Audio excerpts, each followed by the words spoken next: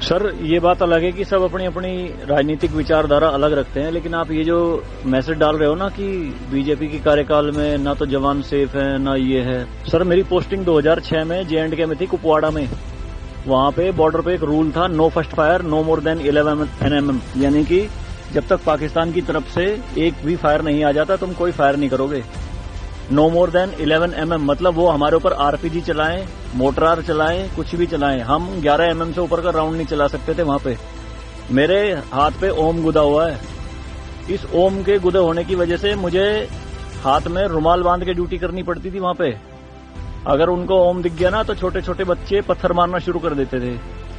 और सर श्रीनगर के लाल चौक पे 26 जनवरी के दिन बहुत बड़ा तिरंगा बिछा के जिंदी गाय काटी थी, जिंदी, और जिंदी की खाल उतारी थी सबके सामने, पूरी सेना के सामने यूनिट खड़ी थी वहां पे पूरी, और चक्कू लहरा के खूब बोलते थे, क्यों भाई हिंदुस्तानी कुत्तो, तुम्हारी माँ है ना ये, देखो क्या हाल करेंगे इसका हम।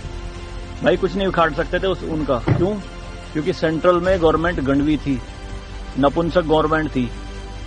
हमारे सर पे चौकी बना ली थी उन्होंने, जो LAC है ना, LOC, उस पे बिल्कुल वहीं 50 मीटर के दायरे में। और रात में बड़े बड़े स्पीकर पे माइक पे बोलते थे पाकिस्तानी रेंजर्स, अरे अपनी बहनों को एक रात के लिए हमें दे दो, क्या हुआ हिंदुस्तानी नपुंसको, चलाओ गोली।